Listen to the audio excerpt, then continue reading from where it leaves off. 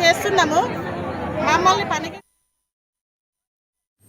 Visakha steel కార్మికులకు గడిచిన 3 మాసాలుగా బకాయిలు పడ్డ 185% జీతాలు చెల్లించాలని స్టీల్ సిఐటియు గౌరవ అధ్యక్షులు జె అయోధ్యరామ్ యాజమాన్యాన్ని డిమాండ్ చేశారు.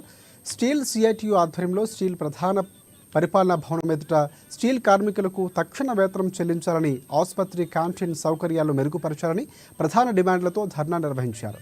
కేంద్ర ప్రభుత్వం విశాఖ స్టీల్పై తన వైఖరిని మార్చుకోలేదని పార్లమెంటు సాక్షిగా ప్రకటిస్తే తెలుగు రాష్ట్రాల ఎంపీలు ప్రశ్నించకపోవడం అత్యంత దుర్మార్గమని ఆయన విమర్శించారు.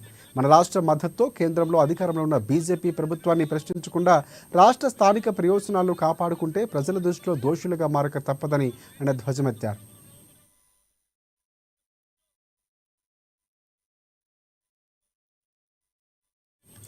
ఇక కేంద్ర ప్రభుత్వం సాయం చేసిందని రాష్ట్ర ప్రభుత్వం ప్రకటిస్తోంది. కానీ దేనిలో ఒక్క పైసా కూడా స్టీల్ ప్లాంట్ వినియోగించలేదని చెప్పారు. జె అయోధ్యరామ్ స్పష్టం చేశారు.